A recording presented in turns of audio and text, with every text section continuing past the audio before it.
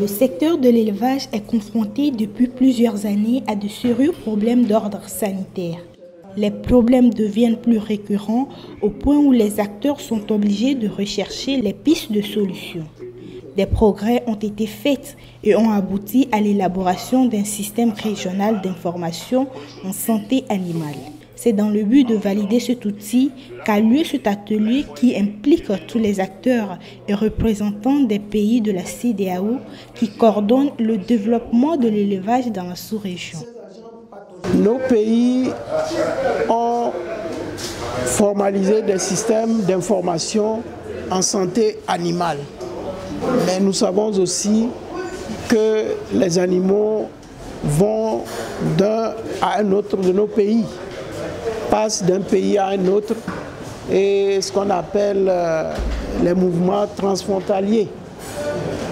Donc il était important de continuer le travail pour constituer un système régional d'information qui permettrait donc un partage de ces informations pour une bonne zootechnie et pour un meilleur suivi en santé donc de nos animaux.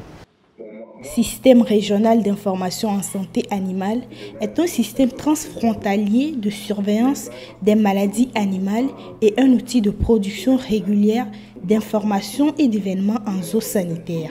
Il permet de collecter, d'analyser et de diffuser les informations en santé animale en vue d'une prise de décision avec tous les pays de la sous-région. Si au taureau, par exemple, une maladie animale ou une zoonose, c'est-à-dire une maladie qui peut être transmise des animaux à l'homme ou vice-versa, apparaît, dans ce système, si cette maladie est confirmée par les autorités togolaises, alors ils vont mettre ça dans le système. Quand ils vont mettre dans le système va se charger de diffuser cela à travers les 14 autres pays.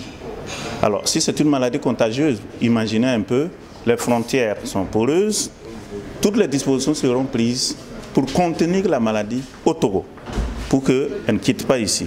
Au cas où elle l'aurait déjà quitté, des dispositions seront prises au niveau des autres pays pour bien sûr empêcher la propagation de la maladie. L'atelier de validation de Lomé va durer 3 jours.